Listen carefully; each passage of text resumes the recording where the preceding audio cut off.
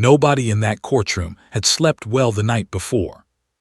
Not the prosecutor, not the social workers, not the judge, who had sat at his kitchen table at 2 in the morning with a cold cup of coffee and the case file open in front of him, reading the same page over and over without absorbing a single word. Not Officer Dana Morales, who had stared at her ceiling in the dark and thought about all the things that could go wrong before sunrise. And certainly not Tanya Briggs, the 26-year-old social worker who had been assigned to Gracie Hendricks 8 weeks ago, and who had spent most of those 8 weeks wondering if she was doing enough, if anyone could ever do enough, for a child who had seen what Gracie had seen. The only one who had slept perfectly, soundly, and without interruption was Rex. But that comes later. The courthouse on Mound Street in Columbus, Ohio, was an old building, the kind that had absorbed decades of human suffering into its walls, until the very architecture felt heavy with it. The marble floors were cold even in summer. The ceilings were high and indifferent. The wooden benches in the gallery were worn smooth by generations of people who had sat on them waiting for news that would change their lives in one direction or another. The building did not comfort. It did not reassure. It simply stood, massive and impassive, and let whatever needed to happen inside it happen. On this particular Tuesday morning in March, the temperature outside had dropped to 19 degrees overnight, and a thin skin of ice coated the courthouse steps. The sky was the color of old pewter, the kind of morning that made everything feel harder than it already was. People began arriving before 8. Court staff, attorneys, the caseworkers from the County Child Services Office who had been involved in Gracie's situation for 2 months, a handful of approved observers from a child welfare advocacy organization who had received special permission from the judge to be present. They filed in quietly, settled into their places, and did what people do when they are in the presence of something serious. They checked their phones, shuffled their papers, spoke in low voices, and tried to prepare themselves for something they suspected could not really be prepared for. By 8:45, the room was ready. Gracie Hendricks arrived at 8:52. Tanya had dressed her carefully that morning.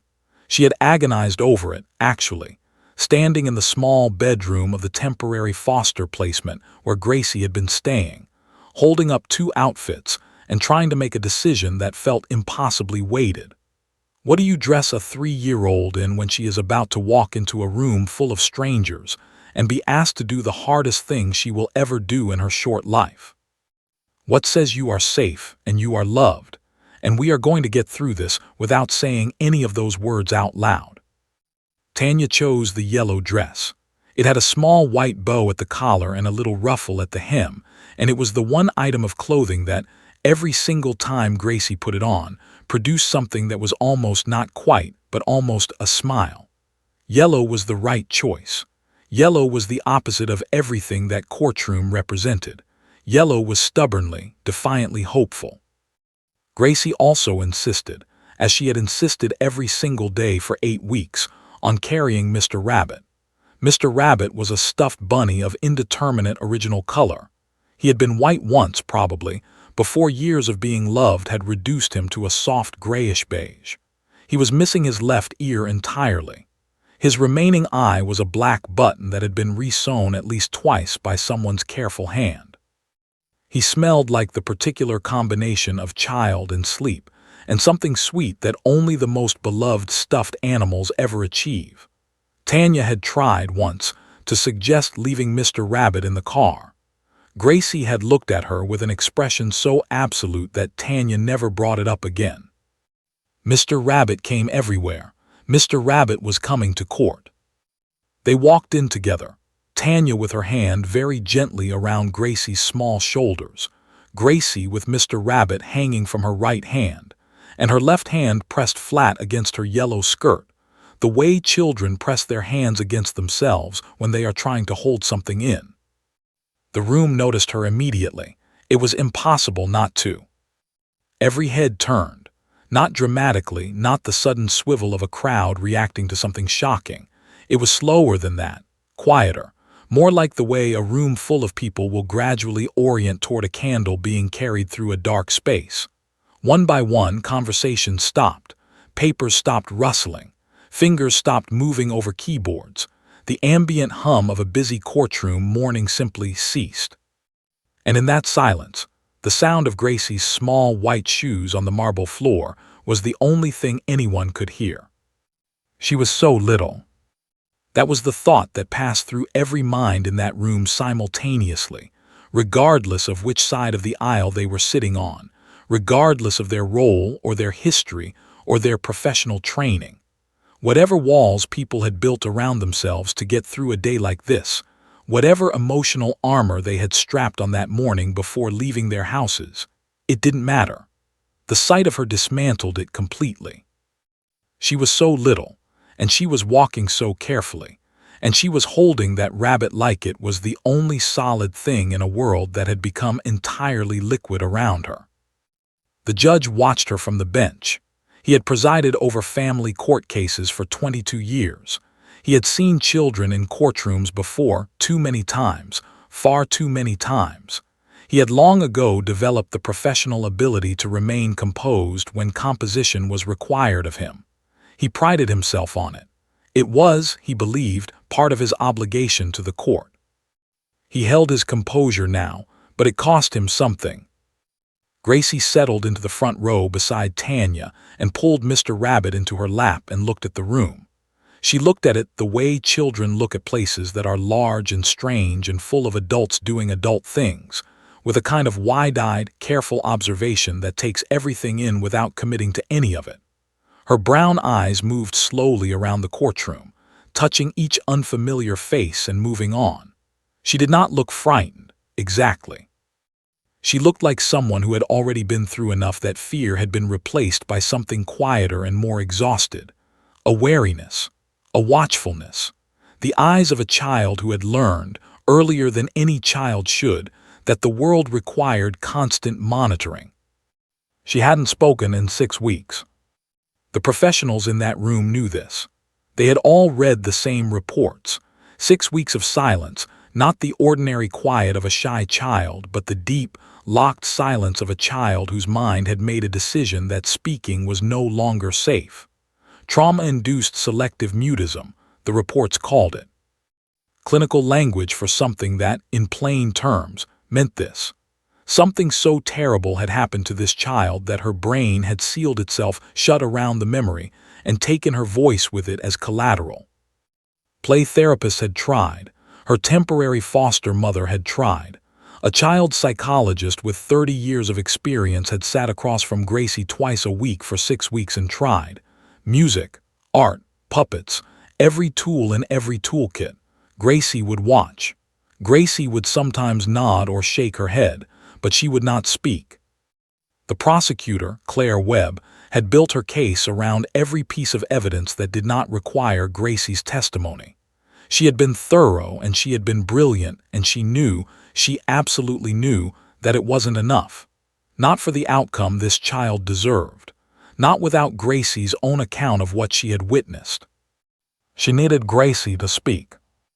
And every expert who had worked with Gracie in the past 6 weeks had told her, in various careful ways, that this was likely impossible. It was Dr. Marcus Reed, a quiet man from the county child services team who had worked in trauma for 15 years and who rarely spoke unless he had something worth saying, who leaned toward Officer Morales at 8:55 that morning and said the 4 words that would change the entire direction of the day. "Should we try Rex?" Morales looked at him. Then she looked at Gracie, small and still in her yellow dress, Mr. Rabbit in her lap, white shoes not quite reaching the floor.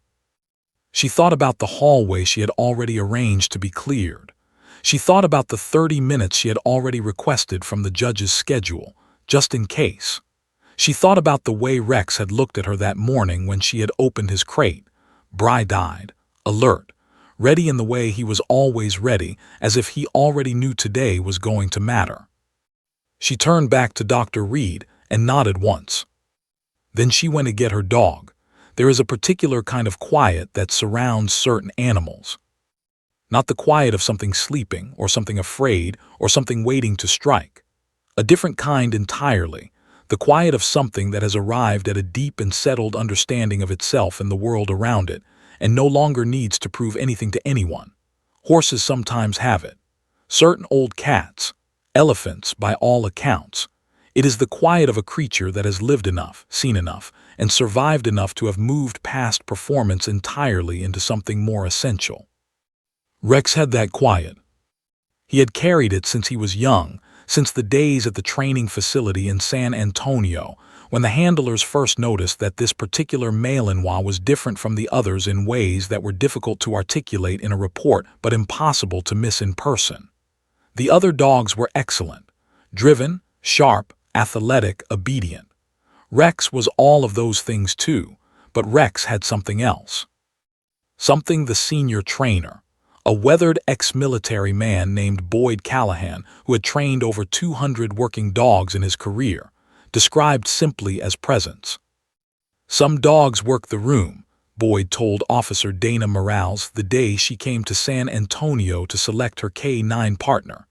Rex owns it without trying.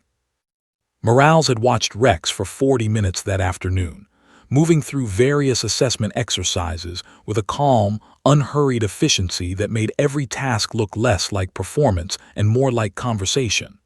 When the assessment was done, Rex sat in front of her and looked up at her face with those amber eyes, steady, direct, patient. And Morales felt something she had not expected to feel in a working dog selection exercise. She felt seen. She chose Rex that afternoon without hesitation and drove back to Columbus with him in the back seat, already understanding, in some wordless way, that she had not so much selected a partner as been selected by one. Their first 2 years together on patrol were extraordinary by any measure. Rex was everything the assessments had promised: fast, precise, tireless, and possessed of a nose so accurate that the narcotics unit began requesting him specifically for their most difficult searches. He located a cache of fentanyl hidden behind a false wall in a warehouse on the south side that 3 previous searches had missed entirely. He tracked a suspect through 4 miles of densely wooded terrain east of the city in complete darkness, maintaining the scent trail through a creek crossing that should have broken it. He located a missing 7-year-old boy in a drainage culvert less than a quarter mile from the child's home, alive and frightened but unharmed, while 30 officers searched in the wrong direction. That last one made the local news. A photographer caught the moment Rex led Morales to the culvert entrance, the dog's body low and focused, every muscle directed toward the child hidden inside. The photo ran on the front page of the Columbus Dispatch the following morning.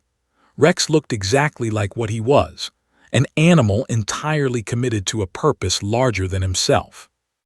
But it was the things the camera didn't catch that Morales remembered most. The way Rex would sometimes sit beside her in the patrol car on quiet nights, not sleeping, just present, his head resting on his paws and his eyes open, as if he understood that keeping watch was a responsibility that didn't clock out. The way he behaved around people in distress, not with the focused alertness of a working dog running a protocol, but with something softer and more instinctive, a slowing down, a gentling. As if something in Rex recognized suffering and responded to it differently than he responded to anything else. Morales noticed it first with a woman they found sitting on the edge of an overpass bridge on a February night, her legs dangling over the side, her face completely empty. Procedure was clear. Morales followed it. But while she was talking the woman back from the edge, Rex, without any command, without any signal, moved forward slowly and sat beside the woman's left hand where it gripped the railing. Not touching her, just there, present. The woman looked down at him. Something shifted in her face. She started crying. Real crying, the kind that means the person has come back from wherever they had gone. She let go of the railing and reached down and put her hand on Rex's head, and the crisis was over. Morales filed the incident report later and stared at the space where she was supposed to describe Rex's actions. She wrote, K-9 provided support. Situation resolved. It felt completely inadequate. It was the only language the form had room for. The injury happened on a Thursday night in November, 18 months into their partnership. A pursuit, a suspect on foot, rain-slick streets and poor visibility, and the kind of adrenaline that compresses time until afterward you can barely reconstruct the sequence of events. Rex had been running hard, cutting across a parking lot to head off the suspect's route, when his left rear leg caught the edge of a concrete divider at full speed. The sound was sharp and wrong. Rex went down immediately, not dramatically, not with any sound of pain which somehow made it worse, and did not get up. Morales was beside him in seconds. Rex looked up at her with those amber eyes, calm even now, even in pain, and his tail moved once, just once, as if he wanted to reassure her rather than the other way around. The veterinary diagnosis was definitive. A complete rupture of the cranial cruciate ligament with associated damage to the surrounding tissue.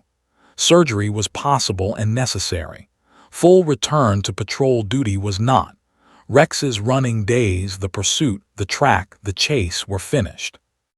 Morales sat in the veterinary waiting room for 4 hours that night and did not cry until she was back in her car in the parking lot, alone, and then she cried for a long time.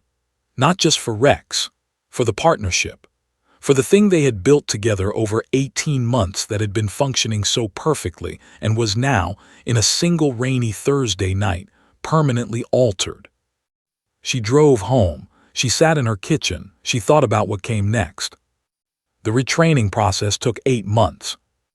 It was Morales who drove it, who researched the courthouse facility dog programs operating in other states, who made the calls and attended the seminars, and completed the certification coursework, and spent her own money flying to Arizona to spend a week with a program coordinator named Elaine Marsh, who had been placing dogs in courtrooms for a decade. It was Morales who built the new protocols from scratch, who worked with Rex every single day through his physical rehabilitation and his behavioral retraining, teaching him a completely different vocabulary of purpose.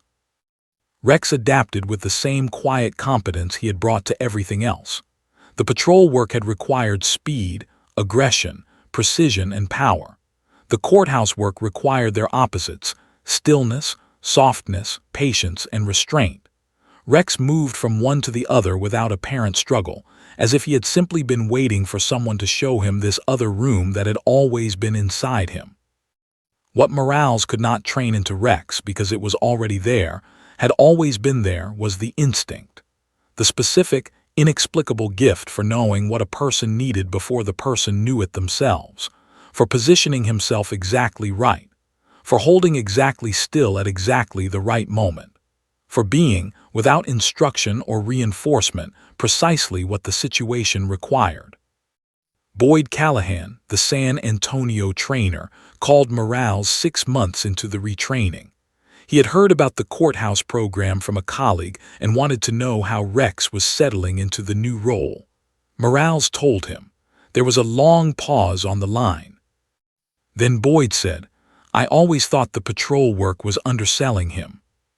By the time Gracie's case came across Morales's desk, Rex had worked alongside 11 children in courthouse settings across 3 counties. The results had been, without exception, remarkable. Children who had been assessed as unable to testify had testified. Children who had not spoken in therapy for months had spoken on the stand.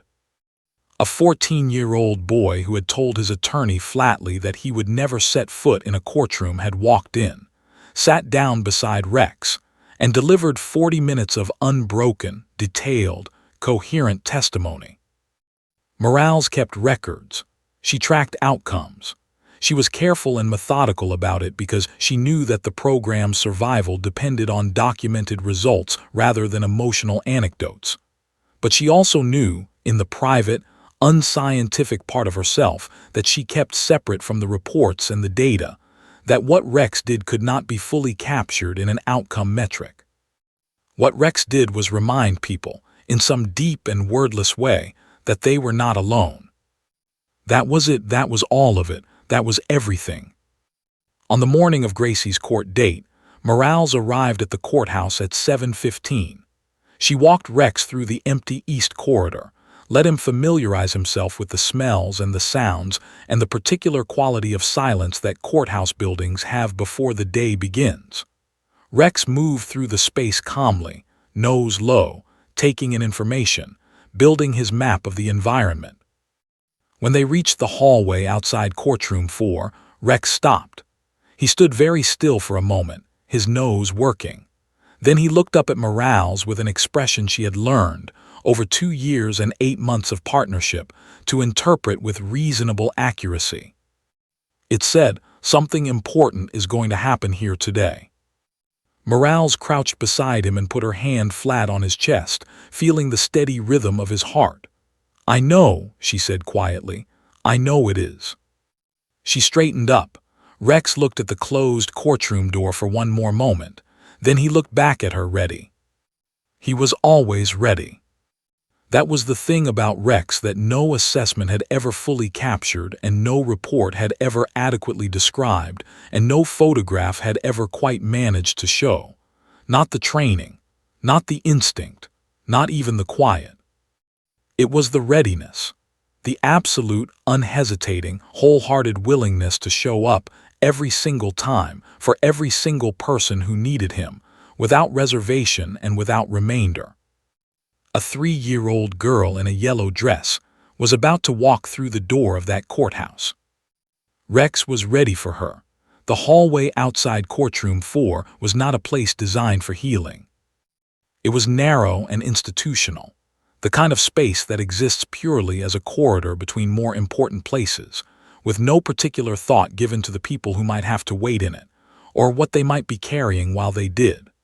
The walls were painted the particular shade of off-white that government buildings favor, a color that managed to be both inoffensive and deeply dispiriting at the same time. The fluorescent lights overhead hummed at a frequency just low enough to be felt rather than heard. The floor was the same cold marble as the rest of the building, and the sound of footsteps on it carried further than felt comfortable. There were 2 wooden benches pushed against opposite walls, a water fountain that worked intermittently, a single window at the far end that looked out onto a concrete ledge where a pair of pigeons had built a ragged nest sometime the previous autumn and never left.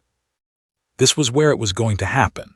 This ordinary, unremarkable, slightly depressing hallway was where the morning would either turn or it wouldn't, where Gracie Hendricks would either find something in herself that 6 weeks of professional intervention had been unable to locate, or she wouldn't, where a retired police dog would either reach a traumatized child in a way that no human being had managed to, or he wouldn't.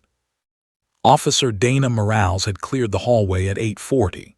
She had asked the court officer stationed at the end of the corridor to redirect anyone who needed to pass through. She had turned off one bank of the overhead fluorescent lights, the one directly above the center of the hallway, because she had learned, through experience, that softer light made a difference to frightened children in ways that were hard to quantify but impossible to ignore. She had asked for the water fountain to be switched off at the wall because the intermittent gurgling sound it made was unpredictable, and unpredictable sounds were the enemy of calm. She had done everything she could think of to make this hallway feel less like what it was. Then she brought Rex in from the east entrance and waited. Rex moved through the prepared space with his usual quiet attention, nose working along the baseboards, ears rotating independently like small satellite dishes gathering information. He checked the benches. He checked the window. He stood for a moment in the center of the hallway where the light was softer and turned a slow circle, reading the room the way he always read a new environment, thoroughly, without hurry, until he was satisfied that he understood it completely. Then he sat down in the center of the hallway, in the soft light, and looked at the door at the far end. He did not look at Morales. He did not look around the room anymore. He looked at that door with a focused, patient attention that Morales recognized immediately. She had seen it before, in the moments before a search began, in the seconds before a track, in the quiet interval between the command and the action when Rex gathered himself into complete readiness. He knew someone was coming. Morale stood to the side, leash loose in her hand, and said nothing. There was nothing to say. Rex had already oriented himself toward whatever was about to walk through that door, and her job now was simply to stay out of the way of something she didn't fully understand but had learned, over nearly 3 years together, to trust completely. The door opened at 8:58. Tanya Briggs came through first, moving slowly, her body angled slightly back toward the child behind her, the posture of someone guiding something precious through an unfamiliar space. Then Gracie appeared in the doorway. She was still wearing the yellow dress. Mr. Rabbit was in her right hand, his one remaining eye catching the light as she stepped into the hallway. She had been in the building for 6 minutes already, but the shift from the wider corridor outside to this narrower, quieter space seemed to register on her. She paused in the doorway and looked at the hallway the way children look at any new space, gathering information, making assessments that adults would never think to make. Then she saw Rex. The distance between them was approximately 20 feet. Rex was sitting perfectly still in the center of the hallway looking at her, not moving toward her, not making a sound, not performing any of the eager, tail-wagging, tongue-lolling greeting behavior that most people associate with dogs meeting someone new. Just sitting, just looking, just being there with a steadiness so complete it almost had a texture to it, like something you could lean against. Gracie went absolutely still. Her right hand tightened slightly around Mr. Rabbit. Her left hand, which had been pressed flat against her yellow skirt, lifted a fraction, the involuntary gesture of a child whose body is processing something faster than her mind can catch up to it. Her brown eyes, which had been careful and watchful and guarded since the moment she walked into the building, changed. Something in them opened. It was the smallest thing, the kind of shift that a camera probably wouldn't catch and that most adults, busy with their own thoughts and agendas and professional obligations, would miss entirely. But Tanya saw it. Tanya had spent 8 weeks watching Gracie's face for any sign of anything, had become a student of its smallest movements, and she saw it clearly. The wall came down. Not all of it, not dramatically, just enough, just a fraction of an inch in a wall that had been built to go all the way to the sky. But it came down, and the light that came through that fraction of an inch was unmistakable. Tanya exhaled for what felt like the first time all morning. Nobody spoke, nobody moved, the hallway held its breath. Rex waited. He was extraordinary at waiting. It was perhaps the most underrated of all his skills, this ability to simply be still and present without agenda, without impatience, without the human need to fill silence with something. He had learned, through hundreds of interactions with frightened people, that the worst thing you could do in the presence of fear was hurry it. Fear needed room. It needed time. It needed to feel that the world was not going to collapse if it took another 60 seconds to move forward. Rex gave Gracie all the room and all the time in the world. 10 seconds passed, then 15, then 20. Gracie took a step forward. It was a small step, cautious, testing, the step of someone who has decided to trust something but wants to be certain the ground will hold before committing their full weight to it. She paused after it, checking. Rex hadn't moved. The hallway hadn't changed. Nothing bad had happened. She took another step. Then another. Tanya moved with her, slowly, staying just behind and to the left, close enough to be present, far enough to not crowd the space that was opening up between the child and the dog. Morale stayed completely still against the wall, the leash a loose curve in her hand, watching with the practiced attention of someone who knew that her most important job right now was to do absolutely nothing. Gracie crossed half the distance, then 2/3. Then she was close enough to see the individual hairs on Rex's broad forehead, close enough to hear the slow and steady rhythm of his breathing, close enough to see that his amber eyes fixed on her face were soft, not alert, not assessing, soft in the way that eyes are soft when they belong to something that means you no harm and wants you to know it. She stopped when she was 3 feet away. For a long moment she just looked at him. Rex looked back. The fluorescent light hummed. The pigeons shifted on their ledge outside the window. Somewhere deep in the building, a door closed. Then Gracie did something that nobody in that hallway had anticipated. She didn't reach out to pet him the way children usually did, the cautious extension of a hand toward a nose, the tentative pat on the head. She didn't look to Tanya for reassurance or permission. She didn't say anything. She dropped to her knees. Right there on the cold marble floor of that narrow government hallway, in her yellow dress with the white bow, Mr. Rabbit dangling from her right hand, Gracie Hendricks went down to her knees and leaned forward and pressed her small forehead directly against the top of Rex's broad, warm head. The contact was gentle, deliberate, completely her own idea. And then she whispered. The words were too quiet for anyone else to hear. Whatever she said, whatever 3-year-old language she used to communicate, whatever 3-year-old truth she was sharing, it was spoken directly into Rex's fur, meant only for him. Morales, standing 8 feet away, caught nothing. Not a syllable, not a tone. The whisper was entirely private, sealed inside the small, warm space between a child's lips and a dog's head. Rex's response was immediate and absolute. He closed his eyes.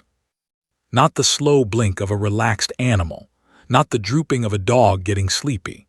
A deliberate, quiet closing both eyes together for 4 or 5 full seconds that transformed his expression from watchful to something else entirely. Something that, on a human face, you would have called peaceful. Something that, on a human face, you would have called moved. Morales, who had worked with Rex through 2 years of patrol and nearly a year of courthouse work, who had watched him perform under conditions of extreme stress and pressure and danger, who thought she had seen every expression his face was capable of producing, had never seen this. Not once. Not with any person. Not in any circumstance. She pressed her lips together and looked at the ceiling for a moment. Against the wall, Tanya had both hands over her mouth. Her shoulders were shaking. Gracie stayed like that for a long time, her forehead against his head, his eyes closed. The two of them breathing together in the middle of that institutional hallway, while the fluorescent light hummed and the pigeons shifted on their ledge, and the rest of the courthouse continued its ordinary morning business, completely unaware that something extraordinary was happening in the corridor outside courtroom 4. When Gracie finally lifted her head, she looked at Rex's face for a moment, studying it the way children study things they find remarkable. And then she sat back on her heels and did something that made Tanya have to turn fully toward the wall. She smiled. It was small, fleeting, gone almost before it arrived, like a match struck in a dark room, just enough light to change everything. But it was real, and it was Gracie's, and it was the first time in 6 weeks that anyone had seen it. Morales crouched down slowly until she was at Gracie's level. She didn't touch her. She didn't push. She just said very quietly, in the tone she used when she wanted to be honest without being heavy, "He likes you. He doesn't do that with everyone." Gracie looked at her. Then she looked back at Rex. Then, and this was the moment Morales would describe, months later, at a conference in Washington, D.C., as the moment she knew, Gracie reached out and placed her small hand flat on top of Rex's head and left it there. Rex opened his eyes. He looked at Gracie with those steady amber eyes, and his tail moved one slow, deliberate sweep. Not the frantic wagging of excitement. Something quieter. Something that felt, if you were watching carefully enough, almost like an answer. Morales stood up and looked at her watch. They had used 12 of their 30 minutes. She looked at Gracie's hand resting on Rex's head. She looked at the straightness in Gracie's small spine, the way she was sitting up now instead of curling inward. She looked at the yellow dress and the one-eared rabbit and the cold marble floor and the humming lights and the pigeons on the ledge. She thought, this child is going to walk into that courtroom. She thought, this child is going to speak. She was right on both counts, but she could not have known. standing in that hallway with 12 minutes used and 18 remaining, exactly what Gracie was going to say when she finally did. Nobody could have known that. Some things, it turns out, can only be discovered in the moment they happen. The courtroom felt different when everyone returned to it. It was the same room it had been an hour earlier, same cold marble, same high ceilings, same wooden benches worn smooth by decades of people sitting on them and hopping for the best. Nothing physical had changed. The flags still stood in their corners. The seal of the state of Ohio still hung behind the judge's bench. The overhead lights still cast the same flat, institutional light over everything and everyone beneath them. But something had shifted in the atmosphere of the place. A charged quality, the particular tension of a room full of people who have all been privately recalibrating their expectations and are not yet sure what to do with the new calculations. The attorneys had returned to their tables with the careful neutrality of professionals who had learned not to show their hand before they understood what game was being played. The court staff moved with the slightly heightened efficiency of people who sensed that the morning had taken a turn they hadn't fully accounted for in their preparations.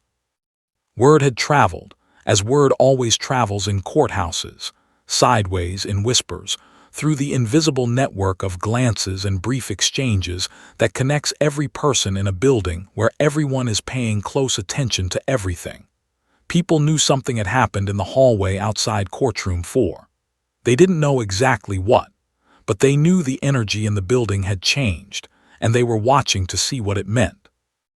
At the prosecution table, Claire Webb sat with her hands flat on her legal pad and her expression composed and unreadable. Inside, she was doing the careful arithmetic of someone who has just received unexpected information and is trying to determine whether it changes everything or only some things. She had been practicing law for 16 years. She had learned not to get ahead of herself. She had also learned to recognize, when it appeared, the particular quality of momentum that a case could suddenly acquire, that sense of the wind shifting, of the room tilting by a fraction of a degree in one direction. She felt it now. Carefully, professionally, she filed the feeling away and waited. At the defense table, Gerald Foss was doing something entirely different. Gerald Foss was 53 years old and had been a defense attorney in Columbus for 26 of those years. He was not a man who rattled easily. He had defended clients in cases that had attracted national attention, had faced prosecutors of formidable skill and judges of formidable temperament, and had maintained throughout all of it a quality of composure that his colleagues described, depending on their relationship with him, as either admirable or infuriating.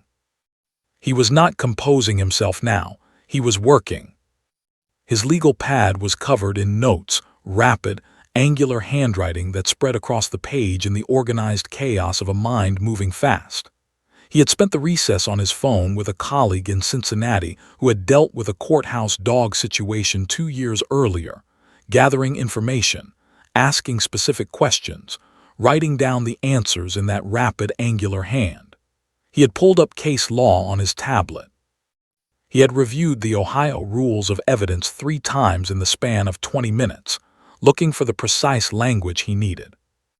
Because Gerald Foss understood something clearly that some of the other people in that room had not yet fully processed. The dog changed everything. Not emotionally, though he was not entirely without a heart, and what Tanya Briggs had quietly described to the bailiff, who had quietly described it to the court clerk, who had not so quietly described it to the attorney sitting next to her in the gallery, had landed somewhere in him that he had immediately and firmly closed a door on. Not emotionally, strategically. A silent, traumatized child who could not testify was a witness who did not exist.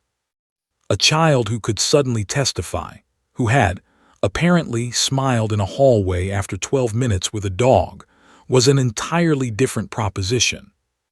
His entire morning strategy had rested on an absence. The absence of Gracie's voice, the absence of her testimony, the absence of the one account that could do the most damage to his client's position. Rex had just threatened to fill that absence. Foss was not going to allow that without a fight. More specifically, he was not going to allow it without the most precisely constructed, legally grounded, professionally executed fight he was capable of mounting. Because that was his job. Because his client was entitled to the most vigorous defense the law allowed. And because Gerald Foss, whatever else could be said about him, had never once walked into a courtroom and done anything less than his absolute best. He finished his notes, capped his pen, straightened his legal pad, and looked up at the bench. He was ready. Judge William Carver called the session back to order at 9:47. He was 61 years old, silver-haired, and possessed of the particular gravity that accumulates in people who have spent decades making decisions that matter. He had been on the family court bench for 22 years, had presided over more than 2,000 cases, and had developed over that time a reputation for two things that do not always coexist comfortably in the same person: profound fairness and absolute impatience with nonsense. He had read the courthouse dog research during the recess. All of it. Every study that Dr. Acaffer's office had submitted in advance of her testimony, plus 3 additional papers he had located himself through the court's legal database. He had also, quietly and without announcement, called a colleague in Cuyahoga County who had permitted a facility dog in a juvenile proceeding 14 months earlier and spent 8 minutes asking him specific questions. He had come back to the bench with his mind, not yet made up, but moving in a direction. He looked at both tables. He looked at the gallery. He looked at the court reporter and the bailiff and the clerk. Then he said, in the measured tone that his courtroom had learned meant that things were about to proceed with or without anyone's comfort, "We'll hear from Dr. Acaffer." Gerald Foss was already on his feet. "Your Honor, before we proceed, the defense would like to be heard on the matter of the proposed." "You'll have your opportunity, Mr. Foss," Judge Carver said without heat. "Dr. Acaffer first." Foss sat down. His expression did not change. His pen did not move. Dr. Sylvia Acaffer was the kind of witness that attorneys on both sides of any case simultaneously wanted and feared. Because she was brilliant, because she was clear, and because she had the rare ability to explain complex things in language that made them feel inevitable rather than technical. She was 58, wore reading glasses on a chain around her neck, and had the unhurried confidence of someone who had testified in court dozens of times and had never once been successfully rattled by cross-examination. She settled into the witness stand, adjusted her glasses, and looked at Claire Webb with an expression that said, "Ask me anything. I have been waiting to say all of this." Webb began with the fundamentals. What was trauma-induced selective mutism? How did it manifest in young children? What were the documented neurological mechanisms behind it? Dr. Acaffer answered each question with the precision of a surgeon and the clarity of a gifted teacher, building, layer by careful layer, a picture of what was happening inside Gracie Hendrix's mind and body that was simultaneously scientifically rigorous and completely accessible to every non-specialist in that room. She explained the amygdala's role in trauma response. She explained how cortisol, the body's primary stress hormone, maintained a state of neurological alarm in traumatized children that made coherent communication physiologically difficult, not just emotionally challenging.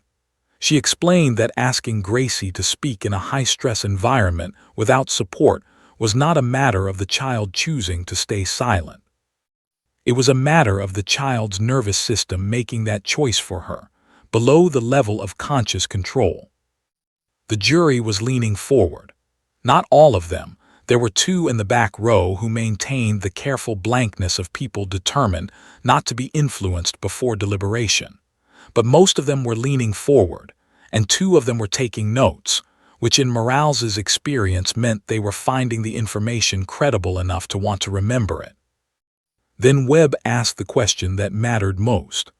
"Dr. Acaffer, in your professional opinion, what is the effect of a certified facility dog on a traumatized child in a high-stress environment?"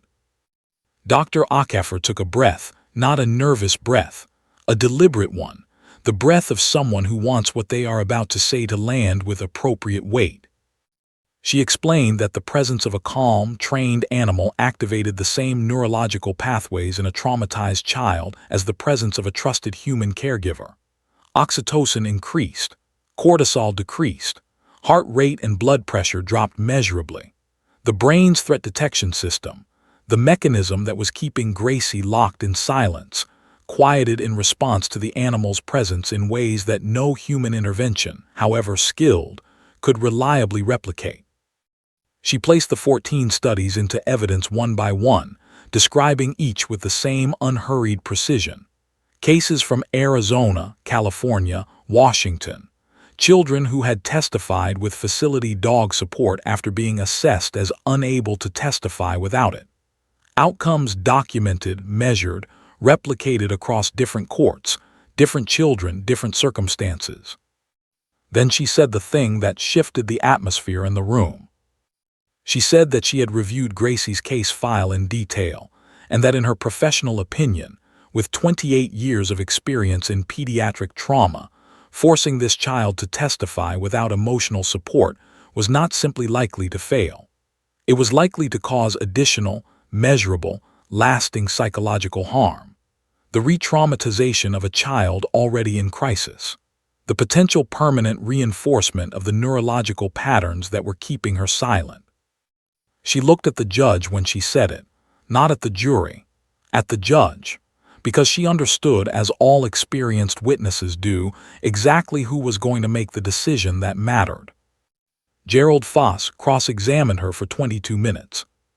He was skilled and he was thorough, and he made every point available to him with precision and intelligence. He challenged the applicability of the Arizona and California cases to Ohio jurisdiction. He questioned the sample sizes of 3 of the 14 studies. He raised the issue of prejudicial impact, the argument that the emotional effect of an animal on a jury could not be separated from the evidentiary weight of the testimony it enabled. He was, by any objective measure, doing excellent work. Dr. Akaffer answered every question directly, conceded the points that deserved concession, and held firmly to the ones that didn't. She was not defensive. She was not rattled. She was simply, consistently, immovably correct. When Foss sat down, he knew it had not been enough. Not because he had performed poorly, he had performed very well, but because the evidence was what it was, and Dr. Akaffer was who she was, and some battles are lost not through lack of effort but through the simple, stubborn weight of truth pressing in one direction. He had one argument left. He made it standing, hands clasped behind his back, in the careful measured tone of a man who knows he is playing his last card and intends to play it with dignity. He argued that the introduction of an animal into the courtroom was inherently theatrical, that it would create an emotional atmosphere incompatible with objective evaluation of testimony, that the jury could not be expected to assess the credibility of a child witness while simultaneously responding to the emotional stimulus of a dog, that the prejudicial effect outweighed the probative value, and that the court had both the authority and the obligation to exclude it. He finished, he sat down. The courtroom waited. Judge Carver looked at his notes. He looked at the studies in evidence. He looked at the ceiling for a moment, the particular upward gaze of a person doing serious thinking, and then he looked back down at the room. He was quiet for nearly 2 full minutes. People in the gallery stopped shifting in their seats. The court reporter's hands hovered above her keyboard. Claire Webb sat perfectly still. Then Judge Carver leaned slightly forward and said, in a voice that was calm and final and left absolutely no room for further argument, "Motion denied. We'll have a 30-minute recess. When we return, we'll hear from the child." He struck his gavel once. Gerald Foss picked up his pen. He looked at his legal pad for a moment. Then he set the pen back down and sat very still, his hands folded on the table in front of him, his expression giving nothing away. Across the room, Claire Webb allowed herself one slow, quiet breath. And in the hallway outside courtroom 4, A dog lifted his head like he already knew. The 30-minute recess felt like 30 hours. Every person in that courtroom experienced it differently. Claire Webb paced the length of the prosecution's prep room in slow, deliberate circuits, reviewing her questions for the 14th time, changing the order of 2 of them, changing them back, reminding herself that over-preparation was its own kind of trap. Gerald Foss sat at the defense table and did not move, which was somehow more unnerving to the people around him than packing would have been. The judge returned to his chambers, closed the door, and stood at his window looking down at the street below where ordinary Columbus life continued in complete ignorance of what was happening 4 floors above it. Tanya Briggs spent the recess with Gracie. They were in a small family room 2 corridors away from courtroom 4, a room that the courthouse had designated for child witnesses, furnished with slightly more care than the rest of the building. There was a low table with crayons and paper. There was a bookshelf with a selection of picture books, their spines worn from use. There was a rug with a pattern of colored circles on it that was clearly intended to be cheerful and landed somewhere in the vicinity of trying very hard. Gracie was sitting on the rug with Rex. She had her legs crossed, and Rex was lying with his head in her lap, a position he had arranged himself into with the quiet presumption of an animal who has accurately assessed where he is most needed and simply gone there. Gracie's left hand moved slowly through the fur behind his ear in a rhythm that was entirely unconscious, the way children touch things that comfort them without being aware they are doing it. In her right hand, Mr. Rabbit rested against her knee. She was not speaking, but she was not the same silent that she had been for 6 weeks. This was a different quiet, warmer, less sealed, the silence of someone who is resting rather than hiding. Tanya, sitting on the low chair nearby with her hands wrapped around a paper cup of lukewarm coffee, recognized the difference and felt something loosen in her chest that had been tight since 7 o'clock that morning. At 9 minutes into the recess, Gracie looked up at Tanya and said, completely unprompted, in a voice slightly rough from disuse but absolutely clear, "Is Rex coming with me?" Tanya set her coffee down very carefully so she wouldn't spill it. "Yes," she said, "Rex is coming with you." Gracie looked back down at Rex. Her hand continued its slow movement through his fur. She nodded once, with the gravity of a child who has received important information and is filing it in the appropriate place. She didn't say anything else, but she didn't need to. The question itself, 4 words, spoken clearly, voluntarily, and with complete purposeful intent, was already more than she had offered anyone in 42 days. Tanya looked at the ceiling and said a silent, fervent, somewhat incoherent prayer of gratitude to whoever was listening. They brought Gracie back into the courtroom at 10:23. Rex walked beside her, not in front, not behind, but exactly alongside, his shoulder level with her hand, close enough to touch without requiring her to reach. Morales held the leash with the practiced looseness of someone who understood that the leash was a formality rather than a necessity. Rex was not going anywhere except wherever Gracie needed him to be. The room responded the same way it had responded the first time she walked in, that gradual collective stilling, that unconscious orientation of every person in the space toward the small figure moving down the center aisle. But there was something different this time, something additional in the quality of the room's attention. Because this time, the people watching her had seen what had happened in the hallway. Word had traveled. And so the stillness was not just the natural response to the sight of a small child in a difficult place. It was the stillness of people who were watching for something they had been told might be possible and were not yet sure they believed. Gracie did not look at the gallery. She did not look at the defense table, where Gerald Foss sat with his hands folded and his expression carefully neutral. She did not look at the judge or the jury or the court reporter or any of the official architecture of the room that might have communicated, to a child's instinctive understanding, the weight and formality of what was happening. She looked at the witness chair. It was a large chair, adult-sized, wooden, positioned on a slightly elevated platform that put a seated adult at the right height for the room, but left a 3-year-old perched like a sparrow on a fence post, feet dangling, the chair's back rising well above her head. Someone had placed a small, firm cushion on the seat, a thoughtful, practical accommodation that had been organized quietly by the court clerk that morning without anyone asking her to do it.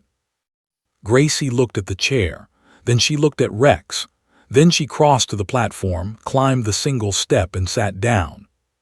The room breathed. Rex settled at her feet with the slow, deliberate ease of an animal making a considered choice about exactly where to place himself. He turned once, a careful half circle, and lay down with his chin on his front paws, and his body angled so that the warm length of his side was in contact with Gracie's feet.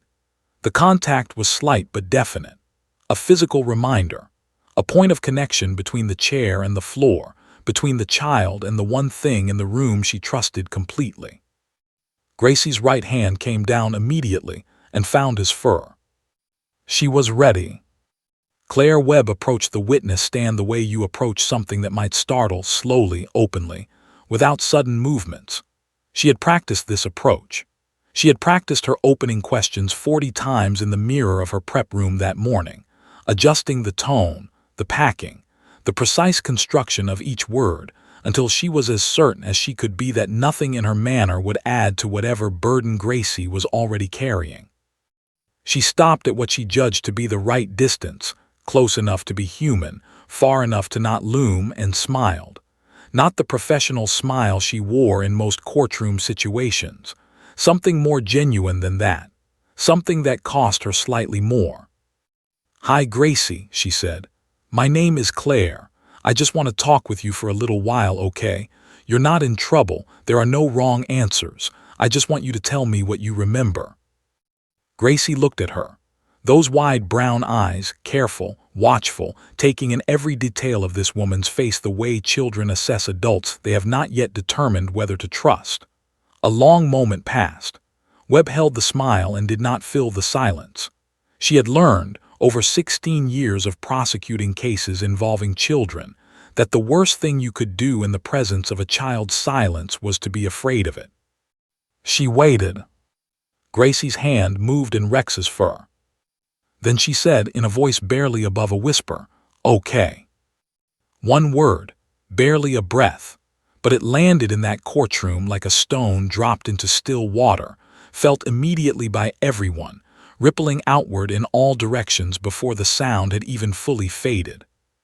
At the prosecution table, Webb's second chair, a young associate named Marcus Teller, who was attending only his third trial, wrote the word "okay" in capital letters on his legal pad and underlined it twice, and then had to remind himself to keep his face professional. At the defense table, Gerald Foss picked up his pen. Webb began with the safe questions. The architecture of careful, trauma-informed child testimony, built not from the top down but from the ground up, starting with things that were simple and certain and unthreatening, building familiarity and rhythm before moving anywhere near the center of the story. What was Gracie's favorite color? Yellow. Did she have a stuffed animal, Mr. Rabbit? And here Gracie held him up briefly, a gesture so natural and unguarded that several people in the jury box simultaneously softened in ways they would have been embarrassed to admit. Did she go to preschool? She had. Did she have a teacher she liked? Miss Patterson. She had a sticker chart. Each answer came slightly more easily than the last. The voice that had been barely a whisper on the first answer was something closer to normal speech by the fourth. Not loud, Gracie was not a loud child under any circumstances, and today was not the day that would change. But clear, coherent, present in a way that had been entirely absent for 6 weeks.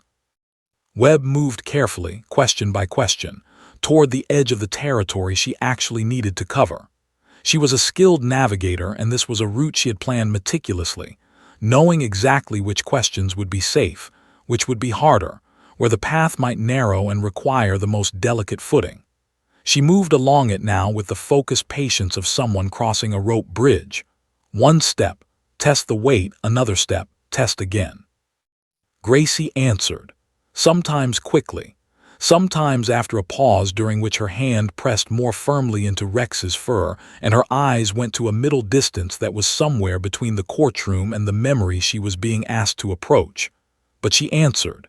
Every time she came back, every time she found the words. 15 minutes into the testimony, Webb reached the first genuinely difficult question.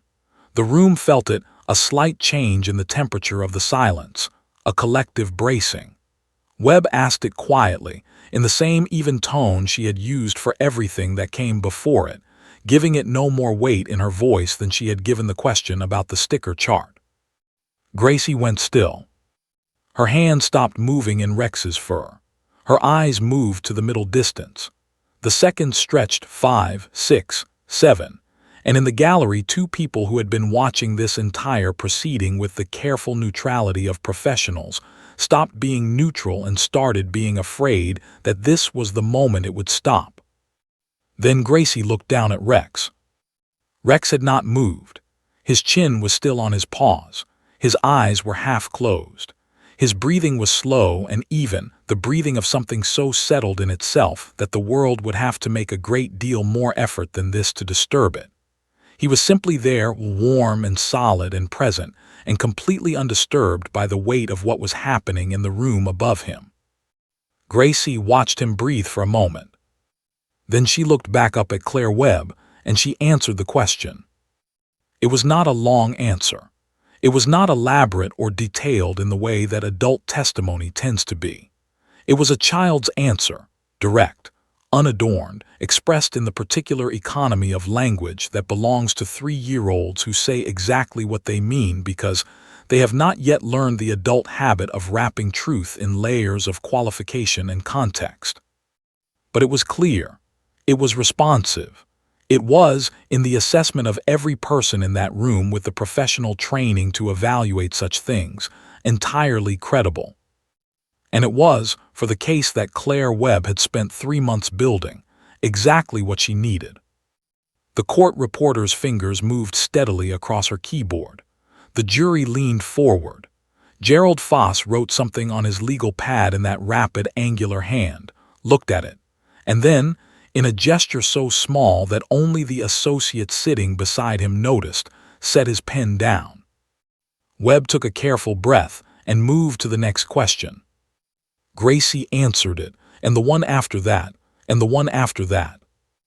Rex breathed slowly at her feet, warm and steady and entirely unconcerned, as if he had known all along that this was exactly how it was going to go. As if he had never had a single doubt.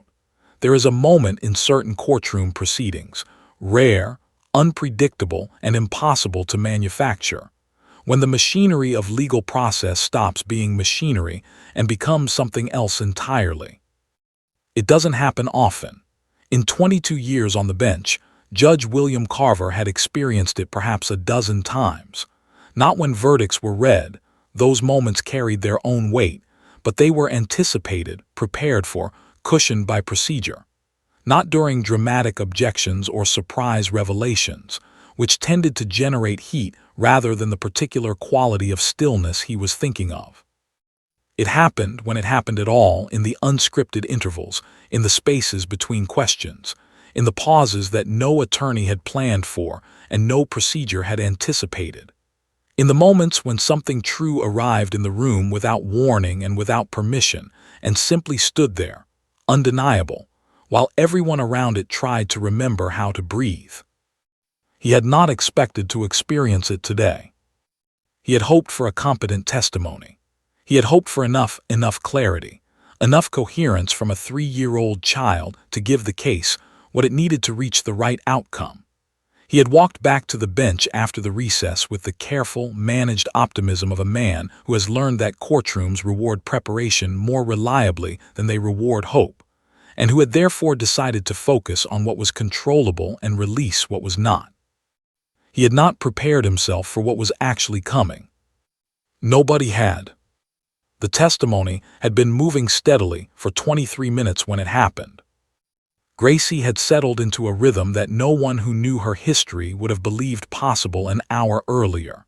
Not fluent, she was 3 years old, and the questions she was being asked touched the edges of experiences that would challenge the verbal capacity of adults, but steady, honest, present in a way that the room had been quietly marveling at since her second answer.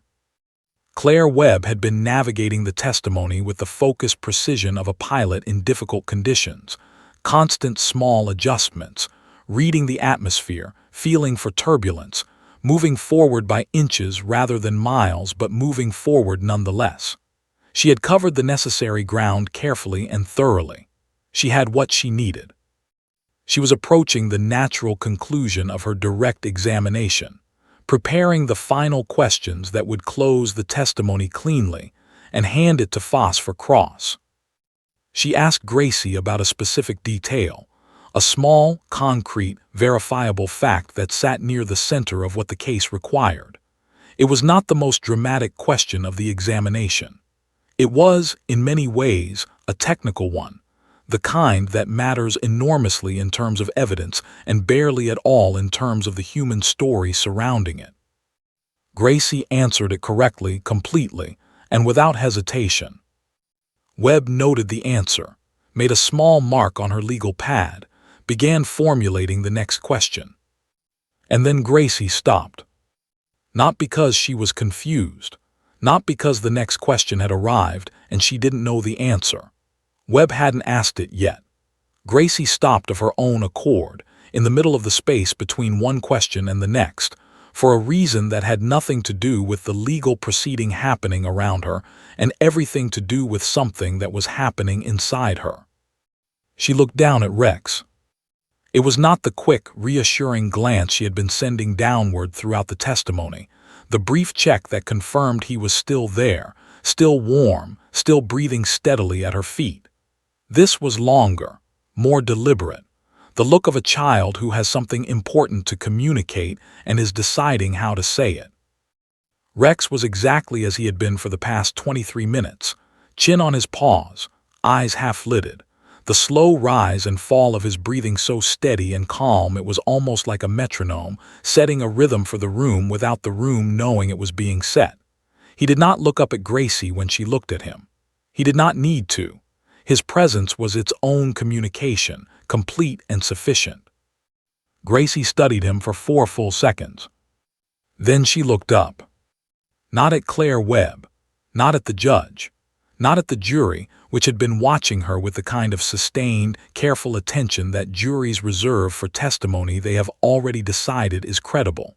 She looked at the room, the whole room, sweeping her gaze across it in a single slow arc, the way a child looks at something large that she is trying to understand all at once. It was the look of someone who has just realized something and wants to share it with everyone present simultaneously. The room, already quiet, already attentive, already holding itself in that careful collective stillness that had characterized the entire testimony, went one register quieter. The atmospheric shift was so subtle it could not have been measured by any instrument, and yet every person in that courtroom felt it. The way you feel a change in air pressure before a storm. The way you feel the moment before something important happens, even when you have no way of knowing what it will be. Gracie opened her mouth. And in a voice that was soft, genuinely soft, not performing softness but simply being it, the natural voice of a small child saying something she considers self-evident. She said 6 words that would be repeated, in one form or another, in legal conferences and child advocacy meetings and quiet professional conversations for years afterward. She said, "He knows I'm telling the truth." The silence that followed was not the silence of shock. It was deeper than that, more complete. The silence of shock has a quality of disruption to it. It arrives suddenly and displaces what was there before. This silence was different. This silence felt like arrival rather than displacement, like something that had been waiting in the room all morning had finally been given permission to exist. Gerald Foss's pen stopped moving. He looked at his legal pad. The last thing he had written was a fragment of a note about the previous answer, 3 words, mid-sentence, cut off at exactly the moment Gracie had begun to pause. He looked at those 3 words for a long time. Then he set the pen down on the table with a care that was entirely out of proportion to the action. He set it down as if placing it incorrectly might break something. He did not pick it up again for 4 minutes and 17 seconds. His associate counted, afterward, because he needed to do something with his hands, and counting seemed safer than anything else available to him. Margaret Folsom was juror number 7. She was 64 years old, a retired elementary school teacher from Westerville who had spent 31 years in classrooms full of children and believed, based on that experience, that she understood children reasonably well.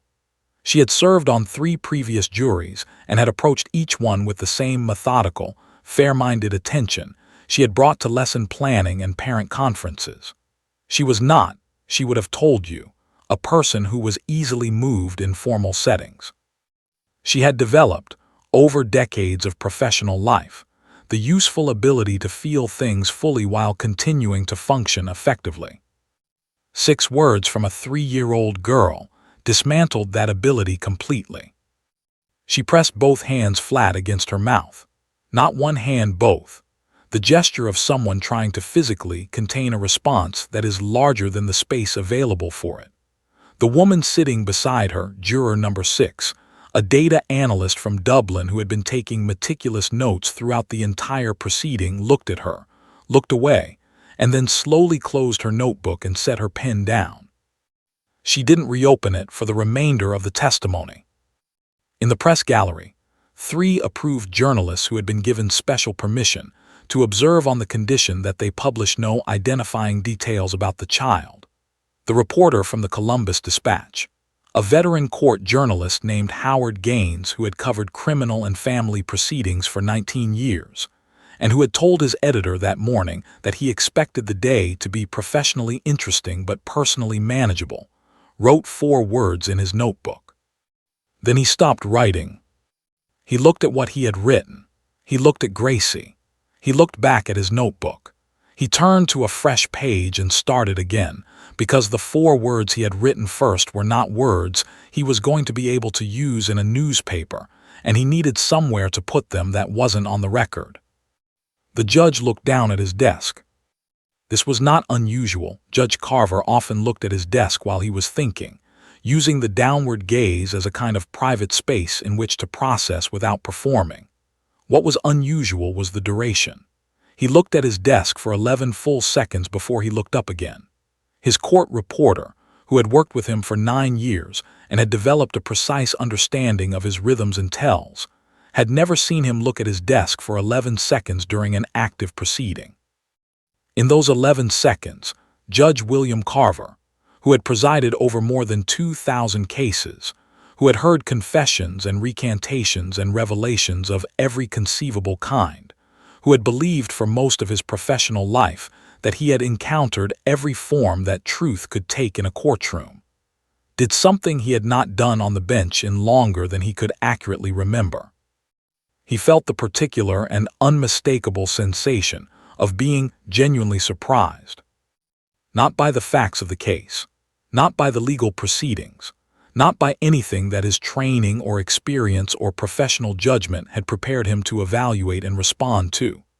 He was surprised by a 3-year-old child who had looked at a dog and understood something that the entire apparatus of the legal system, with all its procedures and precedents and carefully constructed mechanisms for establishing truth, had been laboring toward all morning.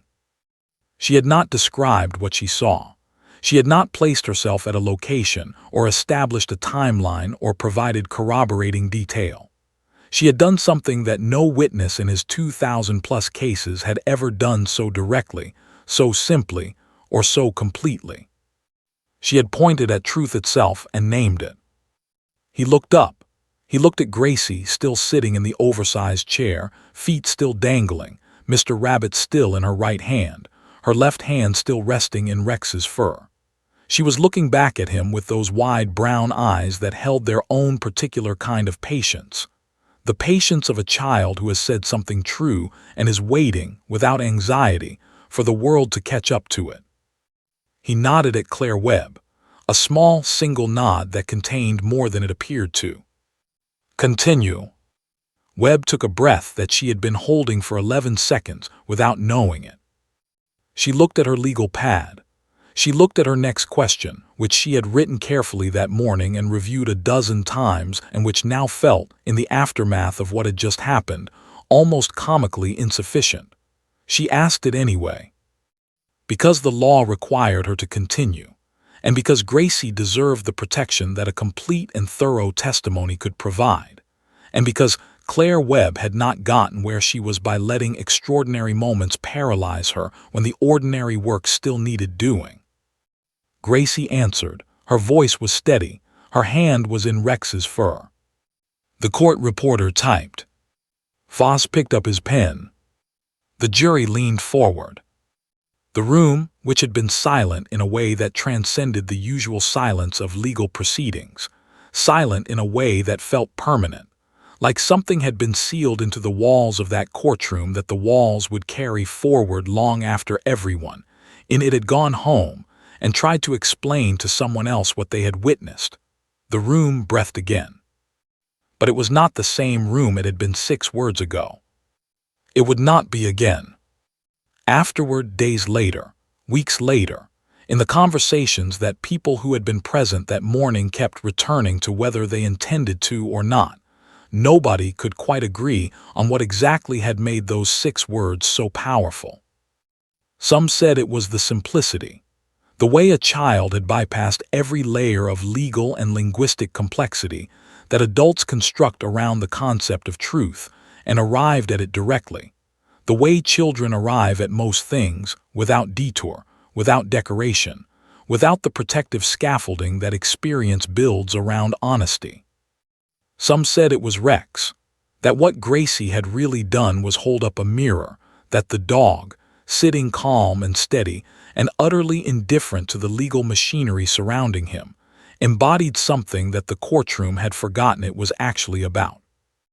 That the truth Gracie was pointing to was not only her own testimony, but the quality of presence Rex brought into the room, the presence of something that could not be manipulated or coached or strategically deployed, something that simply was what it was, completely and without remainder. Some said it was the timing, the way it arrived in the space between questions, uninvited and unplanned, from a child who had no understanding of what a courtroom was, or what testimony meant, or what any of the adults in the room had spent months preparing for. The way it came from outside the system entirely and landed inside it like a stone through glass, not breaking anything, but changing the way the light came through. Howard Gaines, the court reporter from the Dispatch, tried to write about it that evening and deleted 4 drafts. The 5th one he kept, though he told his editor it was the least adequate thing he had ever submitted. His editor read it, was quiet for a moment, and then said it was the best thing Gaines had written in a decade. It ran on the front page the following morning. The headline was 6 words long. The verdict did not arrive like lightning. It never does, not in the cases that matter most, not in the ones where the stakes are high enough that everyone involved has stopped sleeping properly and started carrying the weight of the outcome in their bodies like something physical. People who have never been through a serious legal proceeding tend to imagine verdicts as dramatic, sudden things.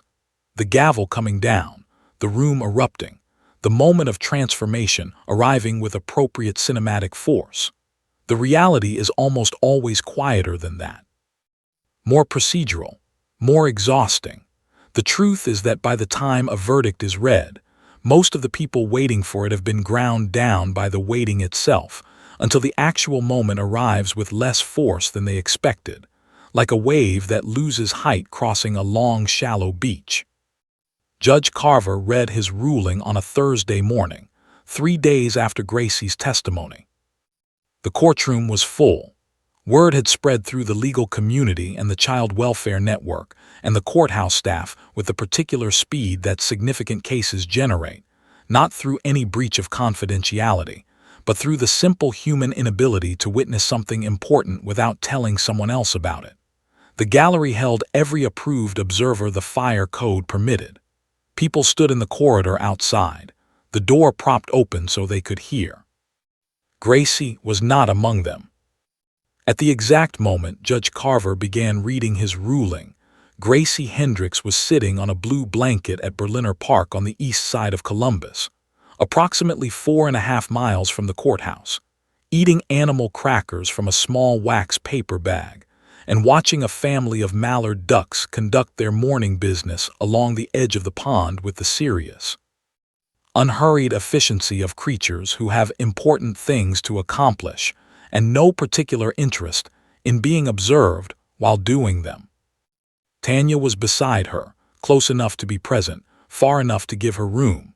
The morning was cold but clear, the kind of late March day that arrives occasionally in Ohio like a promise, bright and sharp-edged and smelling of something that isn't quite spring yet but is clearly practicing. Tanya had brought 2 cups of hot chocolate from the coffee cart near the park entrance. Gracie sat in her hands, warming them, mostly undrunk because the ducks were more interesting than the chocolate. Tanya's phone was in her bag. She had turned the ringer off. Whatever was happening 4.5 miles away in that wood-paneled room was happening without her active participation, which was the correct and appropriate arrangement. Her job today was not the verdict. Her job today was the child sitting beside her on the blue blanket, watching ducks, eating animal crackers, existing in the thin March sunshine with a quietness that was so different from the quietness of 6 weeks ago that Tanya sometimes had to remind herself they were the same child. At 11:14, a duck separated itself from the family group and waddled directly toward Gracie with the purposeful confidence of an animal that has learned from experience that small humans with food are reliable sources of good things. Gracie watched it approach with wide eyes. Then she broke an animal cracker carefully in half, leaned forward, and placed both halves on the grass in front of her. The duck ate them. Gracie laughed. It was the full laugh, the one that started somewhere deep and came all the way up and out without self-consciousness or restraint, the laugh of a child who has forgotten in this particular moment that the world has ever been anything other than this. A sunny park, a friendly duck, an animal cracker broken in half. Tanya pressed her lips together hard and looked at the pond and blinked several times in rapid succession. At 11:27, her phone vibrated in her bag. She took it out, read the message from Claire Webb, 3 words, all capitals, and put the phone back without reading it again. She already knew what it said. She looked at Gracie, who was now engaged in a complex negotiation with 3 ducks simultaneously, deploying her remaining animal crackers with the strategic care of someone managing limited resources against competing demands. She looked at the blue blanket and the thin sunshine and the pond and the ordinary, irreplaceable miracle of a 3-year-old girl laughing at ducks on a Thursday morning. Then she let herself cry, quietly, privately, turned slightly away so Gracie wouldn't see. The kind of crying that is actually relief arriving in the only form big enough to contain it. The ruling was comprehensive and it was clear. Judge Carver was known for his written decisions, for the precision of their language and the care of their construction, for his habit of saying exactly what he meant without flourish or ambiguity. This one was no different, except that it was longer than his usual decisions, as if the case had required more of him than most and he had given it accordingly. Gracie would be placed immediately and permanently into a safe foster home. Reunification with the circumstances that had brought her to court was categorically excluded. A comprehensive care plan was outlined: therapy, educational support, regular review hearings to monitor her progress and adjust her support as needed. Nothing was left vague. Nothing was left to chance or interpretation. The ruling read like the work of someone who understood that the document would shape a child's future and had treated that responsibility with the seriousness it deserved. Toward the end, in a section that legal observers would later cite and discuss at considerable length, the judge addressed the use of the courthouse facility dog directly.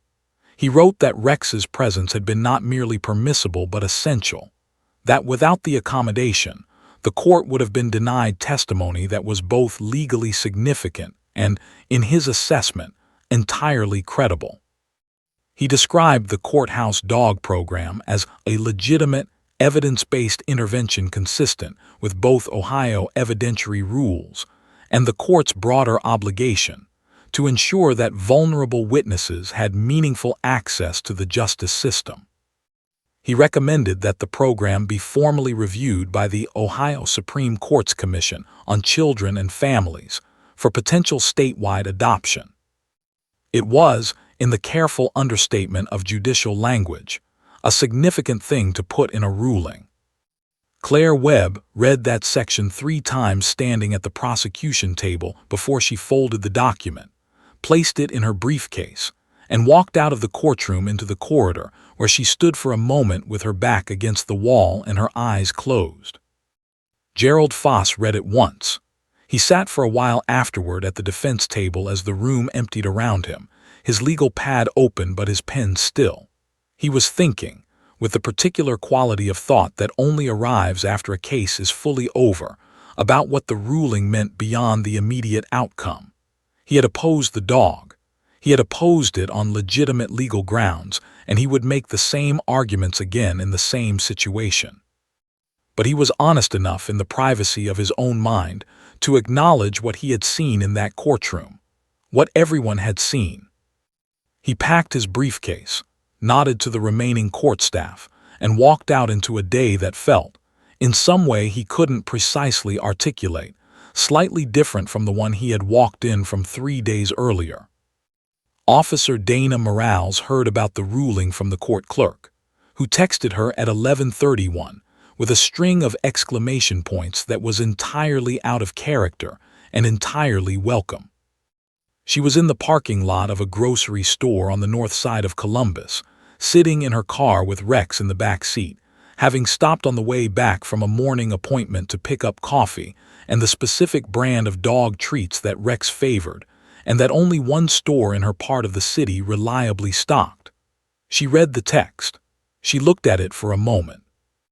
Then she looked in the rearview mirror at Rex, who was looking back at her with those steady amber eyes, his chin resting on the back of the seat. "We did okay," she told him. Rex's tail moved once, the specific single sweep that she had learned over nearly 3 years together meant something between acknowledgement and agreement. She drove home.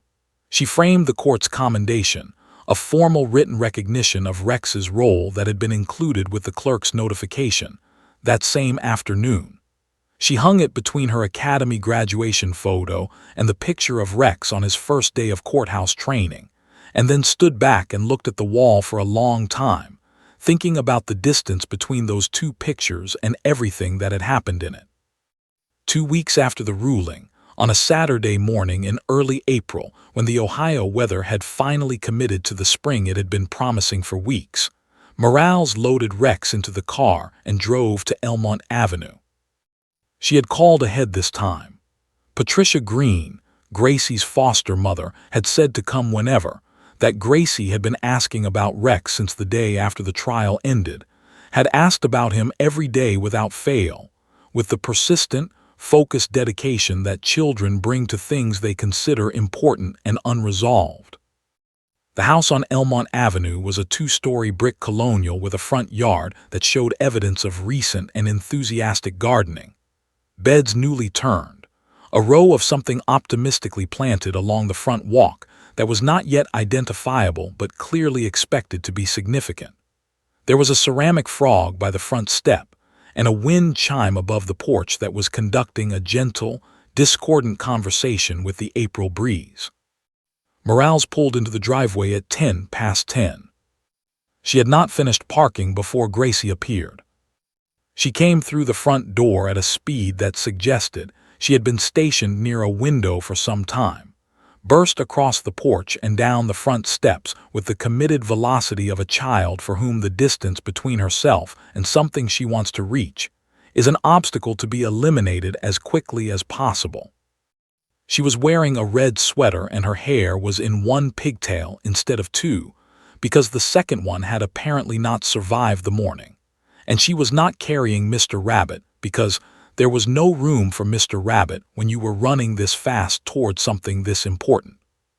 She reached the car before Morales had fully opened the rear door. Rex stepped out onto the driveway and Gracie wrapped both arms around his neck and pressed her face into his fur, and held on with the absolute, uncomplicated conviction of a child who has missed someone and is not interested in being subtle about it. Rex stood perfectly still.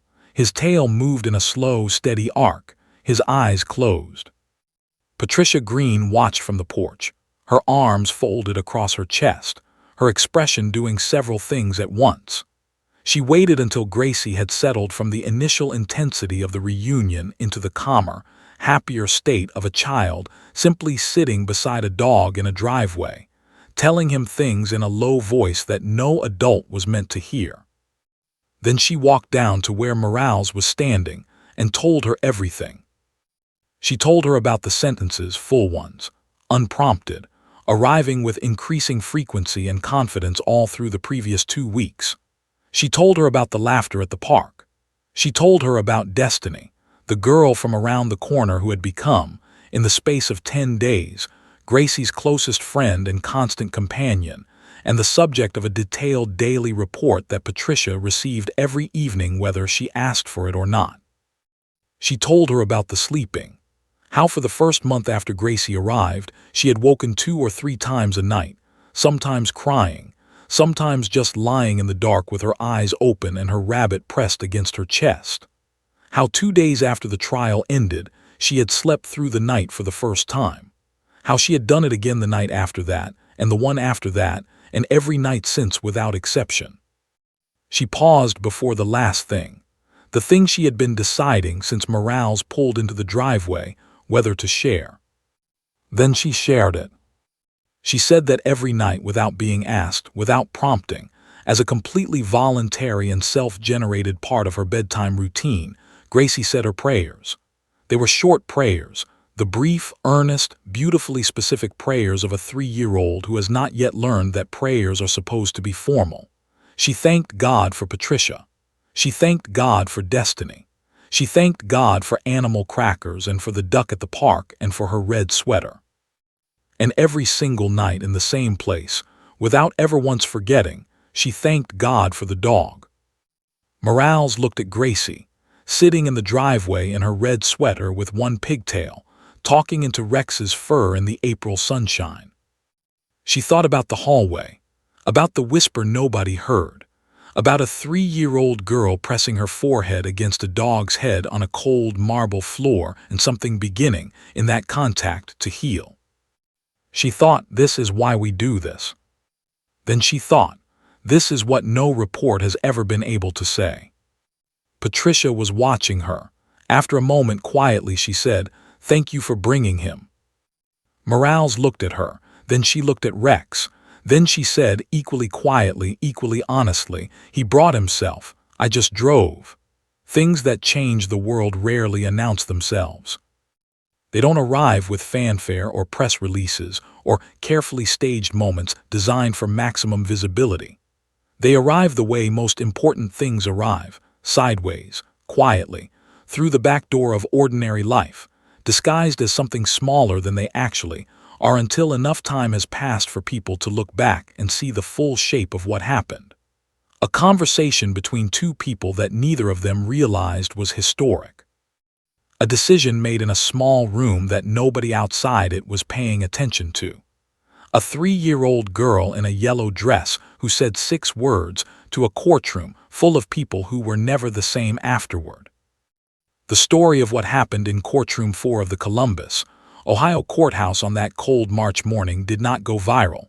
There were no cameras inside, no footage, no shareable clip that could carry the moment to the 4 corners of the internet in the way that the internet carries moments now, instantly, massively, and usually stripped of most of the context that made them meaningful in the first place.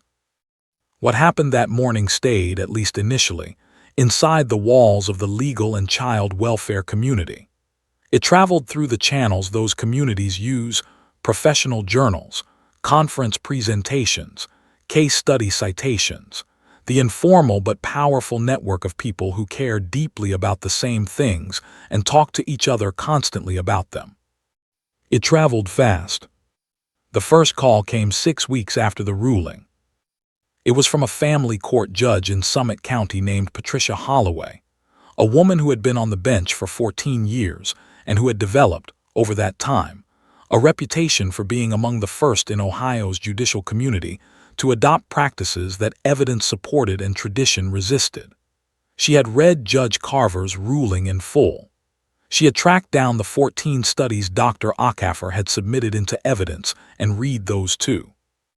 She had spent a weekend doing her own research, pulling additional literature from legal databases and child psychology journals, building the kind of comprehensive picture that careful people build before they commit to anything significant. Then she called Morales directly. The conversation lasted an hour and 40 minutes. Morales sat at her kitchen table with Rex at her feet and a legal pad in front of her that filled up on both sides before the call was done. Holloway asked specific, intelligent questions about the certification requirements for facility dogs, about the legal framework that permitted their use in Ohio proceedings, about the practical logistics of introducing a dog into a courtroom without creating the kind of disruption that the defense bar would use as ammunition against the program. Morales answered every question fully and honestly, including the ones that didn't have clean answers yet. She told Holloway what had worked and what had been harder than expected. She told her about the objections, not just Foss's objections in Gracie's case, but the broader resistance she had encountered from attorneys and court administrators who were skeptical of anything that looked, on the surface, like sentiment dressed up as procedure. She told her what she told everyone who asked, that Rex was not a prop, that the program was not theater, that the science was real, the outcomes were documented, and the children who needed it were real children in real pain who deserved every legitimate tool available to help them access a system that was supposed to serve them. Holloway listened to all of it. At the end of the call, she said, "I want to start a program. I need your help." Within 8 weeks, Summit County had its first certified courthouse facility dog. The calls kept coming after that. Not a flood, this was not a viral moment generating thousands of inquiries overnight. It was steadier and more deliberate than that, which in many ways made it more durable. A judge in Stark County, a child advocate in Hamilton County, a family court administrator in Lucas County, who had been trying to build the case for a courthouse dog program for 2 years, and who called Morales with barely contained excitement, because Judge Carver's ruling had given her exactly the legal and evidentiary foundation she had been missing. Each conversation was its own investment of time and attention. Morales took every call. She drove to 3 counties to meet with administrators in person, bringing Rex, letting the people who needed to be convinced experience for themselves what no amount of data could fully communicate, the particular quality of his presence, the specific way a room changed when he walked into it. She answered the same questions dozens of times without impatience, because she understood that the questions were not obstacles. They were the process. They were how something new earned its right to exist inside institutions that had been doing things a particular way for a very long time. By the end of the year, 4 Ohio counties had active courthouse dog programs. 3 more were in the planning stages. The Ohio Supreme Court's Commission on Children and Families, acting on the recommendation embedded in Judge Carver's ruling, had convened a working group to study the issue and develop statewide guidelines. Morales had been invited to present to the working group twice. Both times she brought Rex. Both times he was received with a mixture of professional reserve and barely concealed delight that Morales had come to recognize as the standard response of serious institutional people encountering Rex for the first time. The working group's preliminary report, released that autumn, recommended the adoption of a statewide framework for courthouse facility dog programs in Ohio family court proceedings. It cited Gracie's case 11 times. The national attention arrived more gradually and through a different door. A professor of child psychology at the University of Michigan, named Dr. James Whitfield, had been studying courthouse dog programs for 3 years when Gracie's case came to his attention through a colleague who had attended Dr. Acaffer's presentation at a regional trauma conference. Whitfield contacted Acaffer, who connected him with Morales, who spent 90 minutes on the phone with him one evening while Rex slept at her feet and the Ohio darkness gathered outside her window. Whitfield was writing a paper, not a case study, a comprehensive review of courthouse dog programs across the United States, pulling together a decade of scattered, siloed data from different states and different jurisdictions into a single, rigorous, peer-reviewed analysis that the field had been lacking. He wanted to include Gracie's case, anonymized, carefully handled, with every identifying detail protected, as a centerpiece example. Morales agreed. She spent 2 subsequent evenings reviewing the sections of the paper that referenced the case, ensuring that nothing in them could be used to identify Gracie. When the paper was published in the Journal of Child Trauma and Recovery the following spring, it was downloaded more than 4,000 times in its first month. It was cited in legislative testimony in 3 states. It was assigned reading in 2 graduate programs in forensic psychology. The field had its comprehensive evidence base. The conversation that had been happening in fragments across a dozen states for a decade had a center now, a foundation, a shared document that everyone could point to and build from. Dr. Whitfield sent Morales a copy of the published paper with a handwritten note. It said, "You and Rex gave this field something it couldn't give itself. Thank you." Morales framed the note. She put it next to the court's commendation on the wall of her office, between the academy photo and the picture of Rex on his first day of courthouse training. The wall was getting crowded. She was going to need a bigger wall. The invitation to speak in Washington arrived on a Tuesday in October. It came from the National Symposium on Child Trauma and Legal Practice, an annual gathering that drew 600 of the most influential people in the intersecting fields of child welfare, trauma psychology, and family law from across the United States. The invitation was formal and detailed, and requested that Morales present the keynote address at the following spring symposium in Washington, D.C. She read it 3 times. Then she looked at Rex. Then she called her supervisor at Columbus PD, who told her to go and said the department would be proud to have her represent them. Then she sat down at her kitchen table with a legal pad and tried to figure out what she was going to say to 600 people about something that she still, after 3 years and dozens of cases and thousands of miles driven to meetings and presentations and consultations, found almost impossible to fully explain. She brought Rex to Washington on a clear April morning, flying out of Port Columbus on an early flight that required her to navigate the specific logistical challenges of traveling with a large working dog. The paperwork, the carrier arrangements, the airport staff who wanted to pet him and had to be gently redirected, the fellow passengers who watched him walk down the aisle with expressions ranging from delight to alarm. Rex handled all of it with his characteristic equanimity, settling under the seat in front of Morales with a quiet exhale that suggested he considered commercial air travel mildly beneath his dignity, but was willing to tolerate it in service of whatever came next.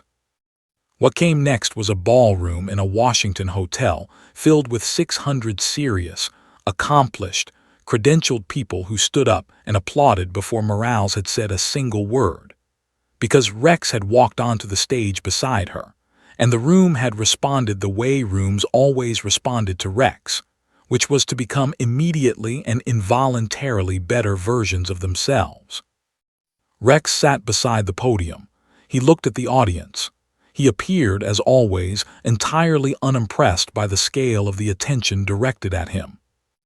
Morales smiled, adjusted the microphone, and said, "He gets that everywhere now. It has not made him humble. I'm not sure anything could." The room laughed. Rex exhaled. She spoke for 26 minutes. She covered the research with precision and thoroughness, the neuroscience, the legal framework, the documented outcomes, the policy implications. She was careful and specific and rigorous in a way that she knew this audience required and deserved. She cited numbers. She referenced the Whitfield paper. She described the statewide framework developing in Ohio and the legislative conversations beginning in Michigan, Georgia, and Washington state. She was, for the first 22 minutes, exactly what a keynote speaker at a national symposium is supposed to be. Then she set her notes down.